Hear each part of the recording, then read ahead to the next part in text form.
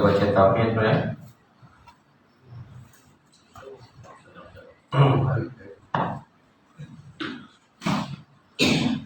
Kita mulakan pelajaran kita pada malam ini dengan baca kitab ila Hazrat Nabi Muhammad Mustafa Rasulullah sallallahu alaihi wasallam wa ala kiram ashabihim insyaallah. Al-Fatihah.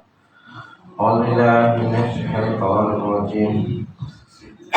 Bismillahirrahmanirrahim. Alhamdulillahi rabbil alamin. Ar-Rahmanir Rahim, Maliki Yaumiddin. Iyyaka na'budu wa iyyaka nasta'in. Ihdinas siratal mustaqim. Shiratal ladzina an'amta 'alaihim ghairil maghdubi 'alaihim waladdallin. Amin. Assalamualaikum warahmatullahi taala wabarakatuh. Alhamdulillah wahda, sadaqa wa'ada, wa nasara 'abda, wa 'azza jundahu wa hazamal ahzaba wahda. Asyhadu an la ilaha illallah wahdahu la syarika lah wa asyhadu anna Muhammadan 'abduhu wa rasuluh. Allahumma shalli wa sallim ala sayyidina wa nabiyina wa habibina wa maulana Muhammad imamil muttaqin wa qa'idatul jahidin wa ala alihi wa sahbihi ajma'in. Qala Allah Subhanahu wa ta'ala fil Qur'anil Karim, a'udzu billahi minasyaitonir rajim. Ya ayyuhallazina amanu minkum wallazina utul ilma darajat. Maksudnya Allah Subhanahu wa ta'ala angkat orang-orang beriman dan yang melakukan maka beberapa derajat. Qala Nabi sallallahu alaihi wasallam, "Man yuridullahu bihi khairan yufaqihu fid-din."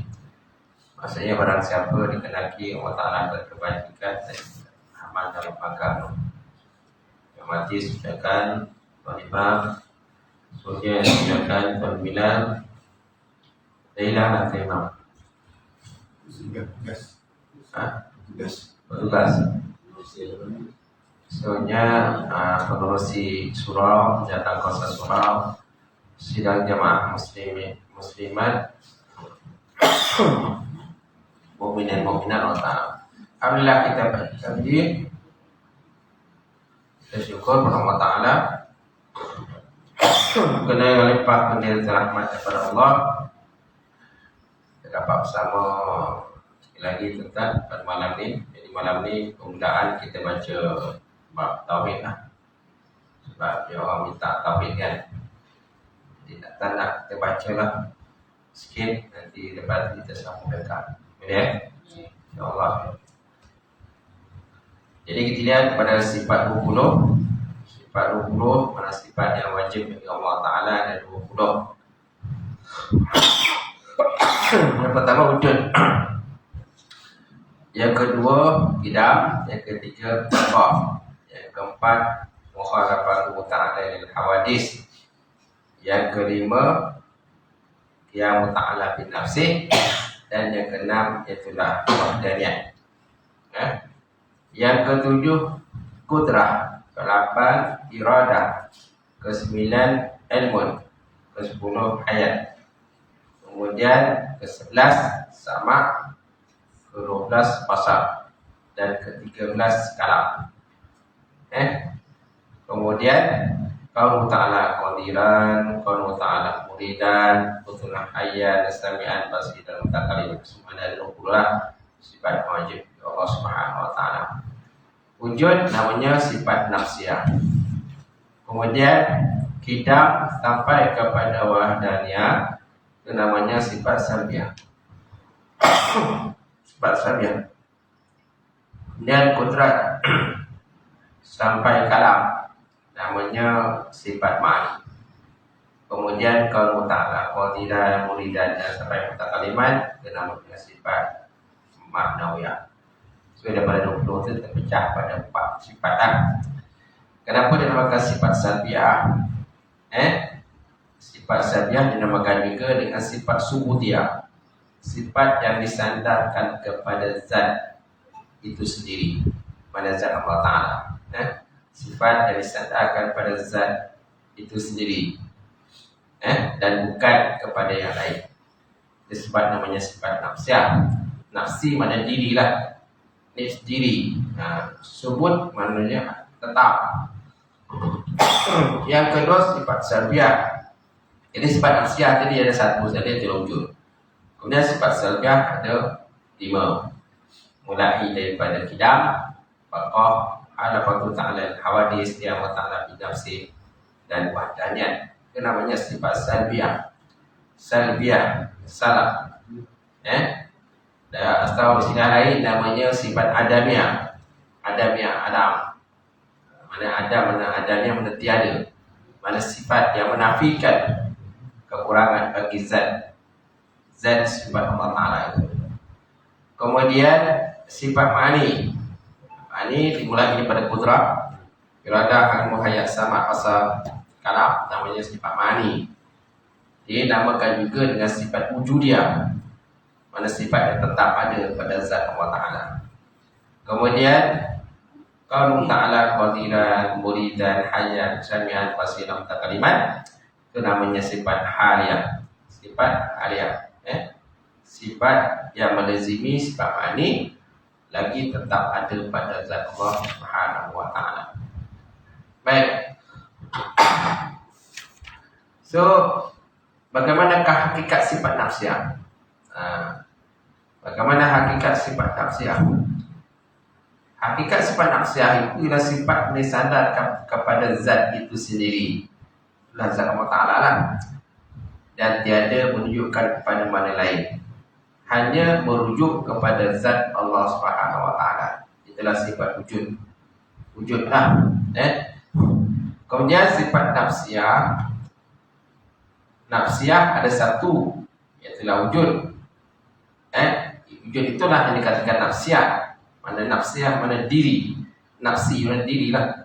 Mana diri bagi zat Allah Ta'ala. Jadi sifatnya tetap bagi zat selagi mana ada zat Allah Ta'ala. Kemudian tidak kerana sebab. Jadi wujud itu dia ada, bukan disebabkan oleh suatu sebab yang lain. Jadi Allah Ta'ala bersifat dengan wujud ada, dan ada itu bukan bermakna disebabkan ataupun dikeranakan dengan suatu kerana yang lain. Dia ada dengan sendirinya lah. Dia ada dengan sendirinya. Itu dikatakan sebagai wujud. Kalau disebut dalam kitab Aqidatul Najin, yang dikatakan sifat wujud ialah hal yang wajib bagi zat selama mana ada zat itu, hal keadaannya demikian hal itu tiada dikeranakan dengan suatu kerana, mana tiada disebabkan dengan suatu sebab yang lain. Sebab apa? Sebab dia terjadi dengan sendirinya. Jadi Allah Ta'ala wujud bukan kerana ada benda lain. Macam kita ini wujud, manusia wujud, makhluk wujud disebabkan ada Allah Ta'ala yang mencipta kita. Ada Tuhan yang mencipta kita, maka adalah kita. Tapi Allah Subhanahu wa Ta'ala itu wujud, tetapi bukan disebabkan oleh suatu sebab yang lain. Bukan disebabkan oleh kerana ada makhluk, kerana ada Nabi Adam, kerana ada Nabi Muhammad dan sebagainya.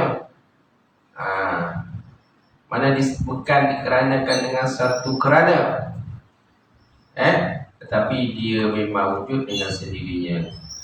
Dan wujud Allah Ta'ala itu tidak berhajat kepada yang lain. Macam kita wujud, kita berhajat kepada Allah yang mencipta kita, yang menguruskan alam, yang menguruskan rezeki kita dan sebagainya.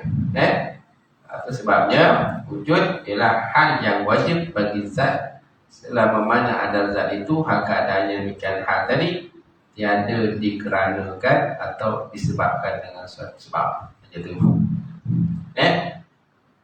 Kalau sifat maknawiyah pula, dia ada disebabkan adanya sifat ma'ani.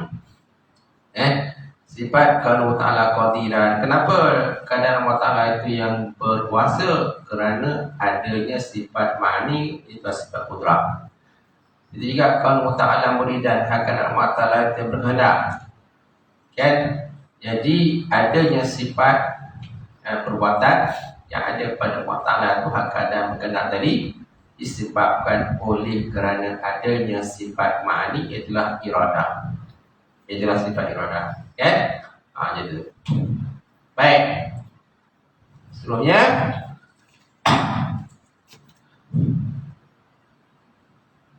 sebab sifat wujud dinamakan sifat nafsiyah. Wujud itu menunjukkan kepada diri zat sahaja, tiada kepada yang lain, dan tidak boleh dipisahkan sifat wujud itu daripada zat. Jadi sifat wujud itu tak boleh dipisahkan daripada Allah Subhanahu Wa Taala. Ada sebagian ulama dia kata tak perlu ada sifat wujud sebab zat Allah Taala dah ada, sebab apa nak ada wujud lagi. Jadi sebagian ulama perlu adanya sifat wujud untuk diasingkan daripada zat. Zat Allah Ta'ala, zat wujud lah. Wujud lah. Tapi zat dan wujud dia tidak bercerai tanggal di antara keduanya. Cuma wujud adalah sifat, zat adalah zat. Zat Allah Ta'ala lah. Mana diri Allah Ta'ala lah. Wujud adalah benda yang berbeza.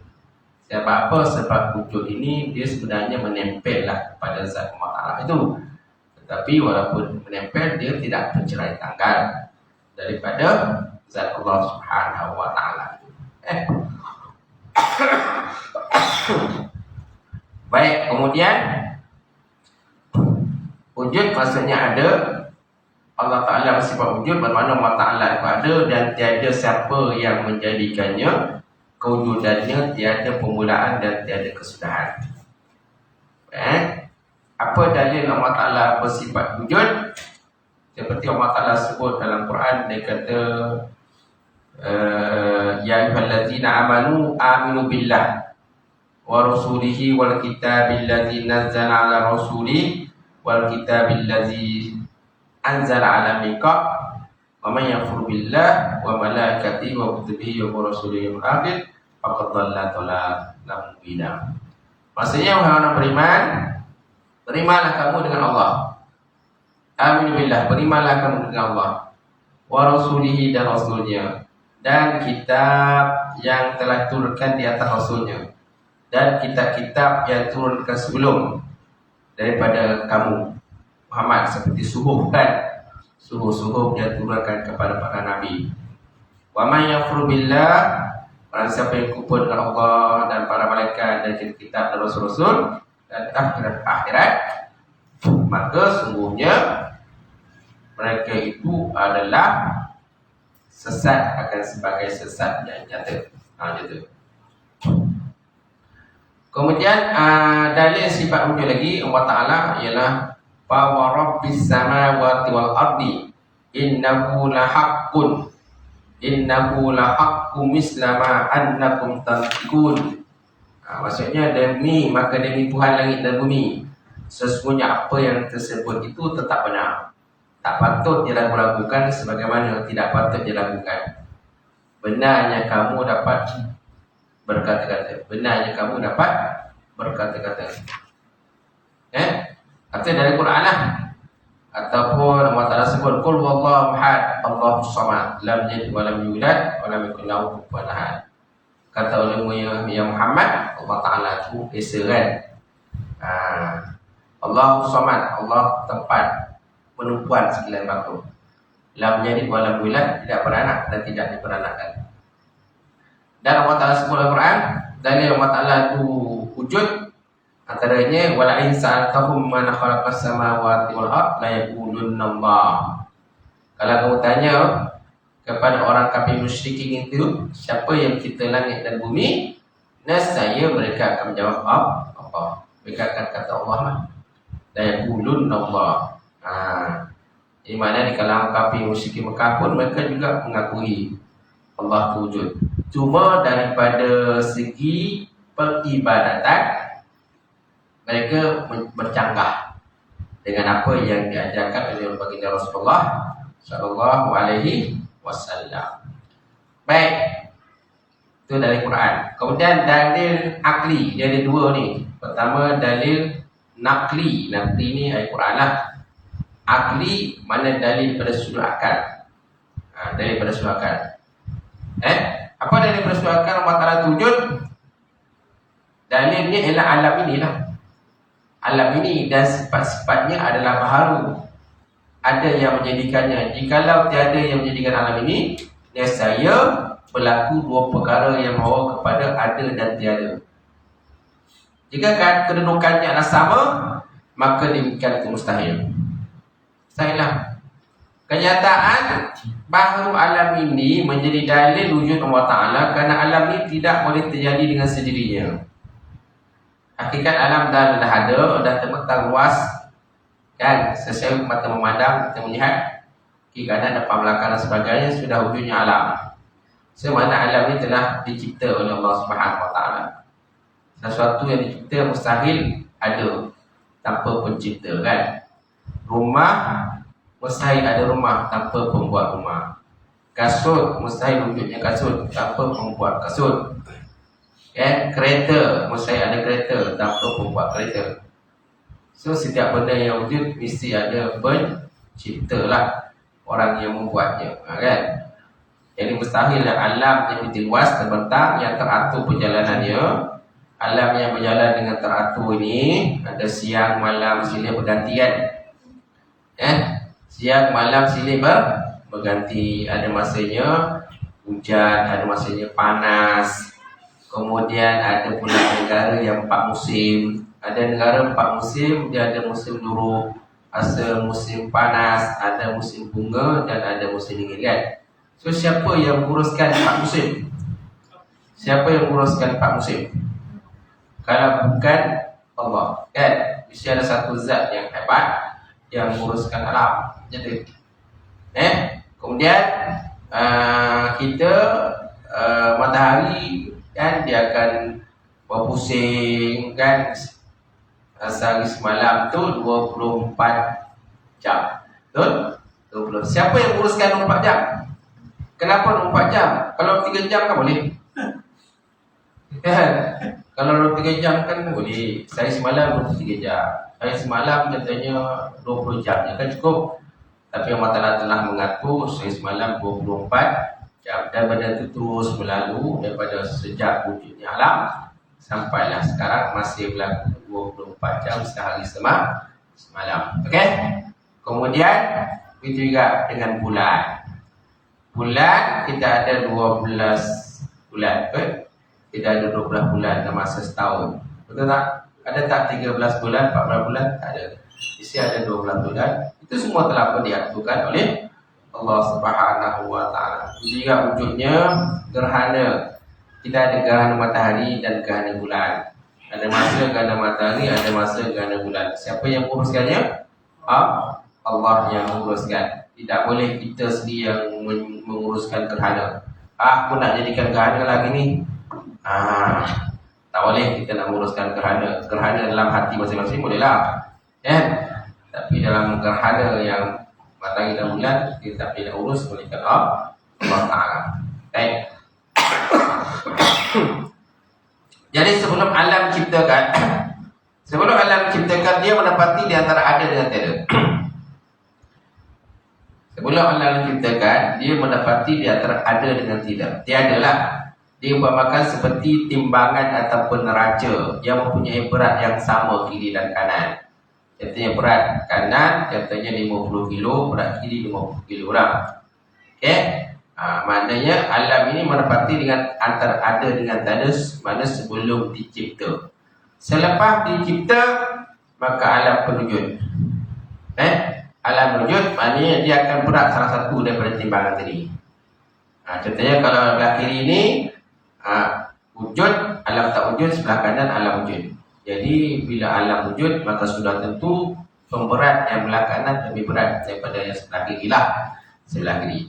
Jadi sesuatu yang berat mustahil dia berat dengan sendirinya. Sudah tentu yang belah kanan tadi akan bertambahlah beratnya kepada 60 kilo. Yang belah kiri tetap dengan 50 kilo. Jadi bila dah sebelah kanan lebih berat maka sudah tentu lebih berat, lebih ke bawah lah. Jadi siapa yang itu dah dia contoh ibarat lah daripada oleh ulama tauhid berkenaan dengan Alam ni antara ada dengan tiada sebelum dicipta oleh Allah Subhanahu wa taala. Baik. Apabila alam ni telah ada, hilanglah tiadanya. Tatkala itu kita ketahui adanya itu lebih berat daripada tiada. Yang demikian nyatalah ada sesuatu yang lain yang mengadakannya. Kerana mustahil sesuatu yang memenuhi ruang alam ada dengan sendirinya. Alam itu adalah terdiri daripada unsur-unsur jirim dan juga arat-arat yang baharu. Arat-arat yang baharu. Arat mana sifat-sifat lah. Sifat-sifat ataupun benda-benda. Arat ini ialah satu benda yang menempel pada jirim lah. Arat dia tidak terlepas daripada contohnya di atas. Asal masa arat ni tidak sifat, tapi sebenarnya arat ni dia punya skop dia lebih luas. Skopnya dia lebih luas. Allah Ta'ala dia tidak ada arat. Allah Ta'ala yang ada ialah sifat saja. Arat dengan sifat benda berbeza. Arat dengan sifat benda berbeza. Kalau Allah Ta'ala dia ada sifat, kudrat, dana, ayat sebagainya. Tapi arat ini ialah ia berlawanan dengan sifat. Di mana manusia ini dia tak sunyi daripada arat. Arat katanya di atas, di bawah, di kiri, di kanan, depan, belakang, dikait dengan masa, dikait dengan tempat, dikaitkan dengan tu, dengan ini dan sebagainya. Itu dikatakan sebagai arat. Allah Ta'ala dia tidak ada arat. Sebab apa? Allah Ta'ala tidak dikaitkan dengan masa, tidak dikaitkan dengan tempat, dan tidak dikaitkan jihad. Jihad ni pihak atas, kiri, kanan dan sebagainya. Itu mustahil kepada Allah Ta'ala. Yang ada dikaitkan arat ni ialah makhluk saja. Makhluk dia tidak terlepas daripada arat-arat. Ain, rotot, arat. Mengetahui dalil baharu jirim dan arat adalah menjadi dalil baru alam. Baru alam ini pula menjadi dalil kewujudan Allah Subhanahu wa taala. Kemudian perbezaan antara Imam Abu Mansur Maturidi dengan Abu Mansur Asy'ari dari segi arat, daripada segi wujud. Wujud kalau pendapat Imam Fakhrul Razi dan Imam Mansur Maturidi, dia kata wujud bukan dia ain maujud dan bukan lain daripada ain majud. Maka atas kaul ini, wujud itu adalah bentuk haliah yang menepati antara ada dengan tiada. Menepati ada dengan tiada. Ini pandangan daripada Imam Fakhrul Razi dan Abu Mansur Maturidi. Maksudnya, kata pandangan ulama dua orang ni ulama Ahlussunnah juga lah. Fakhrul Razi dan Imam Maturidi. Dia kata wujud adalah berbeza dengan zat. Wujud berbeza dengan zat. Dan wujud dia kata bukan dia zat, dan wujud juga adalah wujud adalah ain maujud dan bukan ain maujud. Bukan dia mau ain maujud dan bukan lain daripada ain maujud. Jadi mana wujud itu boleh dikatakan kepada zat Allah dan juga boleh dikatakan bukan zat Allah. Bukan zat Allah, dia kata. Ini pandangan daripada Imam Razi dan Maturidi. Dia kata wujud itu adalah boleh kita katakan sama seperti zat dan juga boleh kita katakan selain daripada zat. Jadi maknanya dia adalah haliah. Haliah maksudnya mendapati antara ada dengan tiada. Ini pandangan daripada Fakhrul Razi. Itu dia kata wujud pada pendapat Imam Fakhrul Razi dan Imam Maturidi bukan ianya ain maujud dan bukan lain daripada ain maujud. Ain mana? Ain yadun ain. Mana ain itu dirilah. Maujud itu maksudnya zat Allah Ta'ala lah. Maka atas kaul ini adalah wujud itu haliah, mana menepati antara ada dengan tiada. Berbeza dengan pandangan Abu Hasan Asy'ari. Abu Hasan Asy'ari berpandangan bahawa wujud itu adalah ain maujud. Yang ini wujud itu adalah zat maujud, zat Allah Ta'ala. Kerana tidak disebutkan wujud melainkan kepada zat Allah Ta'ala. Jadi Ini pandangan daripada Abu Hasan Asy'ari. Dia kata wujud adalah diri Allah. Wujud itu adalah diri Allah. Bila sebut zat Allah, itulah wujud. Mana wujud adalah zat Allah, ada dua benda yang sama lah. Bila kita sebut wujud, itulah Allah. Bila kita katakan zat Allah, itulah wujud. Itu dua pandangan berbeza lah antara Abu Hasan Asy'ari dan juga Imam Mansur Maturidi dan juga Imam Fakhrul Razim. Sebenarnya banyaklah perbezaan pandangan dua ulama ahli sunnah ini. Dia bukan dalam bab ini saja, dalam bab lain pun ada perbezaan pandangan mereka.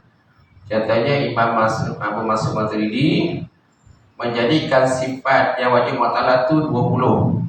Maknanya dia mengasingkan sifat ma'ani dengan sifat manawiyah. Sedangkan Abu Hasan Asy'ari dia tidak mengasingkan sifat ma'ani dengan sifat manawiyah. Maka sifat yang wajib mu'talah itu ada 13 saja. 13 saja, bukannya 20. Itu pandangan daripada Abu Hasan Asy'ari. Sebab apa? Bila sebut sifat ma'ani, sudah tentu ada sifat manawiyah di dalamnya. Dia kata. Sedangkan Abu Hasan Maturidi mengasingkan sifat-sifat ma'ani lah. Sifat manawiyah adalah sifat manawiyah. Sebab apa? Sebab sifat manawiyah adalah perbuatan Allah, perbuatan. Sedangkan sifat ma'ani hanya daripada sudut makna sahaja, bukan daripada sudut perbuatan. Semaknanya beza dua pandangan daripada dua ulama Ahlussunnah itu sendiri. Itu kita kena faham lah. Baik.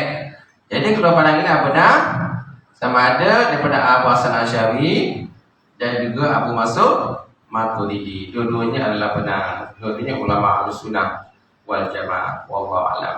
Habis. Boleh? Buka kitab ni pula.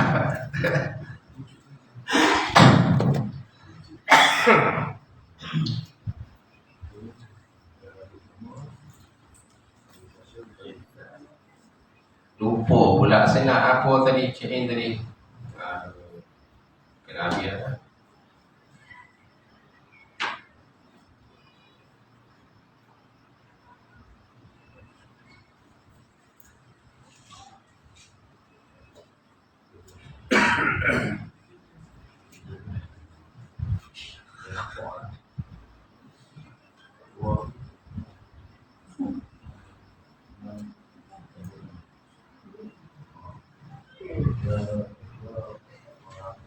Okey. Sampai mana tu Pak? Ada masa lagi kan? Ada lagi, okey. Talak muka apa? Ulu dah habis. Rujuk apa? 295. Kesimpulan kan? Baik. Lihat kepada khulasah itu kesimpulan. Khulasah, bahasa Arab khulasah, bahasa kita kesimpulan lah. Talak talak daripada segi boleh dan tidak boleh rujuk terbagi pada 3. Talak yang boleh rujuk, talak raj'i. Talak raj'i ialah talak yang boleh rujuk, bermaksud isteri yang dicerai dengan talak 1 atau 2 selepas berlaku persetubuhan dan masih dalam iddah. Selepas berlaku persetubuhan dan masih dalam iddah. Kalau tak berlaku persetubuhan, tak ada iddah lah, kan? Dia tak ada iddah sebab persetubuhan tak berlaku.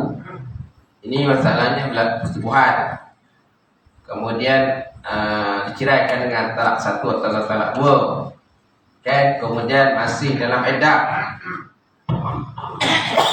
Iddahnya 3 kali suci. Jadi belum habis 3 kali suci, bolehlah suami rujuk.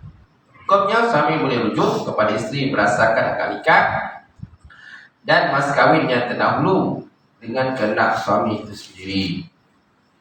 Kemudian talak bain kecil, bain sugra. Ini dekat ada bain sugra, ada bain kubra kan. Kalau yang sebelum ni di kitab disebut bain je. Sebenarnya bain ada 2. bain kecil dan bain besar. Okey, bain kecil. Talak itu bermaksud isteri ceraikan dengan talak satu atau dua sebelum berlaku persetubuhan. Belum berlaku persetubuhan. Isteri yang diceraikan dengan talak satu atau dua selepas berlaku persetubuhan dan eddahnya telah berakhir. Kemudian isteri yang diceraikan secara khulu, itu namanya bain sughra. Bain kecil lah. Jadi talak bain sughra maksud isteri yang diceraikan dengan talak satu atau dua sebelum berlaku persetubuhan, itu bain sughra. Atau isteri yang diceraikan dengan talak satu atau dua selepas berlaku persetubuhan dan eddahnya telah pun berakhir, edah habis, dikatakan bain sughra. Atau isteri yang diceraikan dengan khulu, mana tebus talak, namanya bain sughra. Hukumnya suami tak boleh rujuk kepada isteri melainkan akad nikah dan mas kawin yang baru dan dengan persetujuan isteri dan kehendaknya. Ada satu lagi, cerai dengan pasang. Cerai dengan sebab pasang pun termasuk dalam bain sughra. Cerai dengan sebab pasang. Bab pasang kita dah bincang di belakang kan? Betul tak? Dah sudah bincang kan? Bab pasang. Maknanya pasang, antara sebab pasang ialah contohnya kemaluan tersumbat. Betul kan? Ya. Main soal juga kau tak? Kan? Sama ada tersumbat dengan tulang ataupun daging kan. Itu adalah sebab yang pasang. Ataupun contohnya suami gila, suami ataupun salah seorang gila lah, gila ataupun tak siuman, ataupun suami atau isteri masuk penjara dan sebagainya pada tempoh yang lama, bolehlah tutup pasang, tutup pasang. Ataupun salah satu pasangan tadi akhlak dia dah tak betul lah, suka buat benda-benda tak elok, campur gaul dengan perempuan-perempuan Sunda dan sebagainya. Jadi pasangan bolehlah minta pasangan gitu. Kemudian talak bain kubra. Kalau suami dia baik, boleh ke minta pasang? Tak boleh lah. Baik, apa nak minta? Suruh dipaksa ada dekat Ustaz. Tahu hati. Kalau dia tu tahu hati. Sebab apa tahu hati? Dalam dia tu bini mental tu Dalam dia tu bini yang mental tu Masalah mental. Suami baik-baik tapi minta. Banyak kes suami tak elok, tapi perempuan tu yang tak elok, dia yang minta pasang. Perempuan lah yang tak betul. Boleh ke dia minta pasang? Dia tengok pertimbangan pada hakim lah. Kalau hakim berpandangan tak sepatutnya dia minta pasang, sebab kita tak boleh nak luluskan. Kenapa minta pasang kan dia tu? Dia tengok isu lah, tengok kes kan? Tengok kes macam mana. Sebab pasang ni mesti kerusakan hakim. Hakim yang akan meluluskan mana boleh pasang atau tidak, kan? Kalau hakim berpandangan tak boleh lah.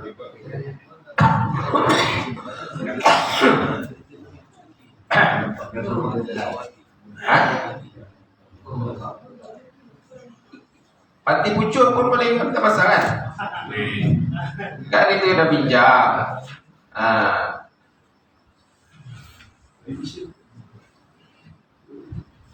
Muka surat berapa tu? Muka surat 242 kan? Mati pucuk, mana isteri boleh minta pasang. Alat dia tak naik, tak berfungsi kan? Tapi dengan syarat kena berubat dulu lah. Kan semua ada berubat dulu. Jika suami terbabit mati pucuk, hakim naklah memberi tempoh selama setahun komariah untuk berubat. Hal ini adalah kerana kemungkinan mati pucuk boleh sembuh dengan perubahan musim. Jika air itu hilang dalam tempoh tersebut, maka perkahwinan diteruskan. Tidak, perkahwinan hendaklah dipasahkan. Pasah, sebenarnya pasah ini mesti atas keputusan hakim, pertimbangan hakim. Ayo, boleh atau tidak? Pasah. Kemudian talak ba'in kubra. Talak itu bermaksud isteri yang diceraikan dengan talak 3, sama ada sebelum ataupun selepas berlakunya persetubuhan. Hukumnya isteri tak boleh dikahwini semula oleh bekas suami, melainkan setelah isteri itu berkahwin dengan orang lain, sebagaimana telah pun dijelaskan sebelum ini. Semua dah faham kan?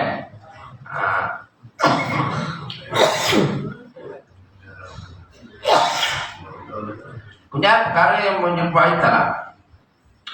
Terdapat 3 perkara yang natijahnya menyerupai talak, atau ada kalanya dianggap sebagai talak. Perkara ini adalah seperti ilah. Ilah maknanya bersumpah. Suami bersumpah tidak akan bercampur dengan isteri. Itu dia kata ilah. Zihar maknanya zihar suami menyerupakan isterinya dengan ibu dia. Li'an itu sumpah laknat. Li'an adalah sumpah laknat. Contohnya suami pergi musafir, balik pada musafir tengok isteri mengandung. Tiba isteri mengandung. Jadi suami tak mengakui anak yang dikandung oleh isteri. Jadi mereka kena dianak bersumpah, sumpah laknat. Sumpah laknat. Bila dah berlaku sumpah laknat, tidak lagi boleh bersama selama-lamanya. Itu kesan daripada sumpah laknat. Baik, apa kata-kata ilah? Ilah dari segi bahasa ialah sumpah. Hal ini berdasarkan firman Allah Ta'ala, wala ya'tanil ulil fadli minkum wasa'ati ayyutu ulil qurba wal masakin. Yang bermaksud, dan janganlah orang-orang yang berharta setelah hidupnya itu di kalangan kamu bersumpah tidak mahu memberi bantuan kepada kaum kerabat dan orang-orang yang miskin. Ini dari Quran berkenaan dengan ilah. Ilah dari segi istilah maknanya suami yang mempunyai hak talak bersumpah tidak akan bersetubuh dengan isterinya tanpa menyebut tempoh tertentu atau dalam tempoh yang melebihi daripada 4 bulan. Sama ada suami bersumpah dia tak akan bersetubuh dengan isterinya dalam tempoh tertentu ataupun melebihi daripada 4 bulan. Kerana kesan daripada ilah ni dia akan menyebabkan mudarat pada isteri. Jadi isteri ni macam aku ni masih suami dia, isteri dia ke ataupun tak kan? Jadi daripada mana dapat Nabi SAW menyatakan 4 bulan itu sebagai tempat sandarannya, kerana berdasarkan kepada penyelidikan yang Nabi buat, dia dapati bahawa perempuan dia tidak boleh tahan melebihi pada 4 bulan apabila ditinggalkan oleh suami dia. Suami pergi perang, pergi musafir, pergi perang, sedangkan isteri tinggal seorang kat rumah kan. Jadi isteri mana yang sanggup tidur seorang ke rumah? Itu yang ada kadang-kadang berlakunya orang ketiga datang ke rumah kan. Bangla datang ke rumah, Pakistan datang ke rumah. Sebab apa? Suami tak balik-balik. Suami tak balik-balik, Pakistan yang peduli. Bangla yang peduli. Kan? Tiba-tiba suami balik, tengok-tengok, dah mengandung. Bila pula macam mana mengandung kan? Ini pun kesan lah. Sebabnya disandarkan pada 4 bulan tu. Ini memang apa yang pendiri sandar yang Nabi buat lah. Baik. Jadi hukum ilah, apabila suami bersumpah tidak akan menyetubuhi isterinya tanpa menyebut tempoh tertentu atau selama lebih dari 4 bulan, dia telah melakukan ilah. Ilah kepada isteri, mana bersumpah. Hal ini menyebabkan beberapa hukum syarak kepada suami. iaitu hakim memberi tempoh selama 4 bulan bermula daripada hari dia bersumpah untuk tidak bersetubuh pada isterinya. Tempoh itu diberikan sebagai satu peluang kepada suami menarik sumpahnya semula serta memberi kafarah sumpah, atau suami mengambil keputusan menceraikan isterinya terus sekiranya dia tidak mahu menarik balik sumpah semula dan tak mahu memberikan kafarah sumpah. Apabila berlalu tempoh 4 bulan sedangkan suami tetap dengan sumpah, maka dia telah memberikan mudarat pada isteri. Oleh itu hakim memerintahkan suami berdasarkan permohonan isteri dengan satu daripada 2 perkara berikut. Okey, yang pertama, sama ada menarik balik sumpah, menarik sumpah semula dan menggauli isterinya semula, serta menunaikan kafarah sumpah jika dia bersumpah dengan nama Allah Ta'ala dan sifat selanjutnya. Jika suami bersumpah melakukan sesuatu atau bersedekah, dia hendaklah melaksanakan sumpah tadi dengan bersedekah sebagainya. B. Menceraikan isterinya jika dia enggan menarik sumpah semula. Yang kedua, cerai terus lah. Yang pertama boleh kata reverse balik lah. Setelah kita reverse kan, ustaz balik lah macam tu, tapi kena bayar kafarah lah. Dia ada kafarah sumpah. Yang kedua, terus cerai lah. Jika suami tetap enggan dan menolak kedua perkara tersebut, hakim naklah menjatuhkannya satu talak. Ini tugas hakim pula. Hakim menceraikan. Maka hakim dengan menggunakan kuasanya memisahkan ataupun menceraikan pasangan tadi dengan talak satu. Dengan salah satu. Contoh lampanya, dengan ini aku menceraikan kamu daripada pasangan kamu dengan talak satu. Ya, itu. Ini hakimnya kuasa lah. Jadi hari ini adalah kerana mendapat jadi tugasnya. Jadi tugasnya untuk mengelakkan keberatan kepada orang lain. Sebab suami asli dia tak boleh menanggung tempoh yang lama lah. Tidak digauli oleh suaminya. Okay?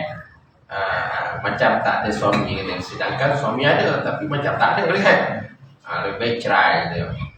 Jadi dalam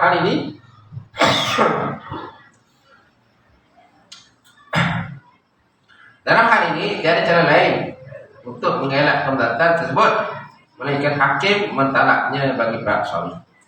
Keadaannya sama lah seperti melunaskan hutang dan menaikkan hak yang lain. Sehubungan dengan itu, hakim menjatuhkan talak sekiranya suami tiada keuzuran yang menghalangnya daripada persetubuhan.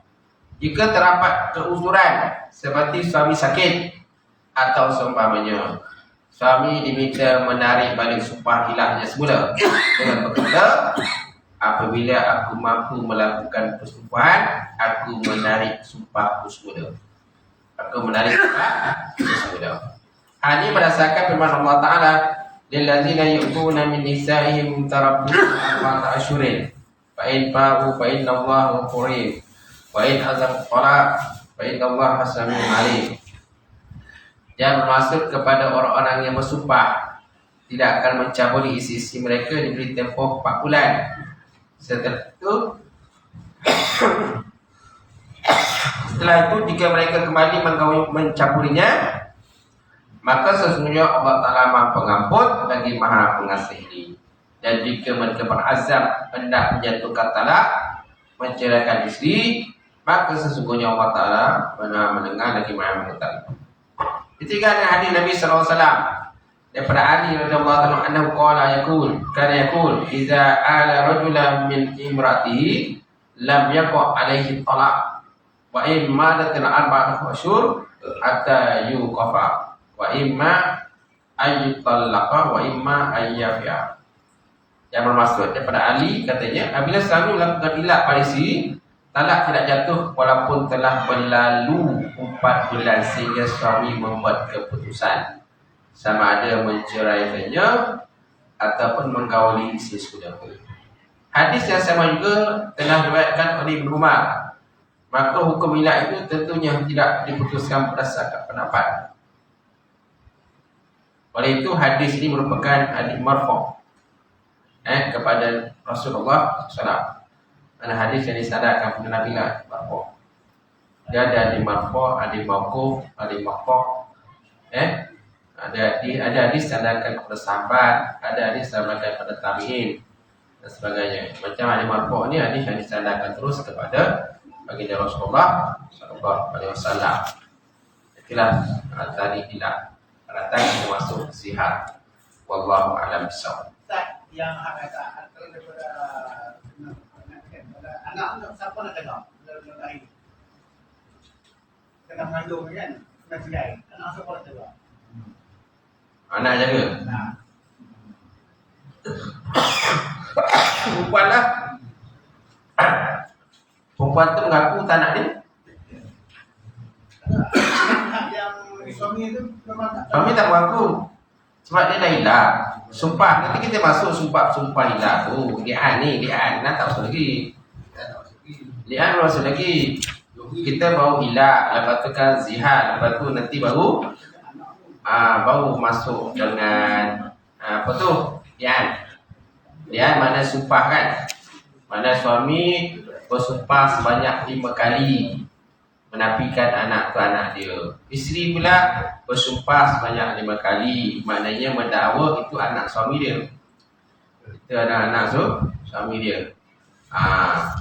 Jadi kalau berlaku benda tu, mana suami menafikan anak dia, sedangkan isteri itu menyatakan itu anak dia, ini bergantung pada hakim lah.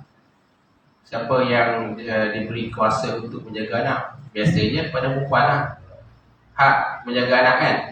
Hak penjagaan biasanya jatuh kepada perempuan. Kalau gitu. Terikat dengan anak zina. Anak zina kan perempuan kan. Anak zina kuasa jaga penjaga lah kepada ibu lah. Walaupun itu anak zina, cuma tak bolehlah dipinkan dengan ayah dia. Tapi si penjagaan mana suami ibu lah yang wajib menjagalah anak hasil daripada perzinahan tadi. Okey.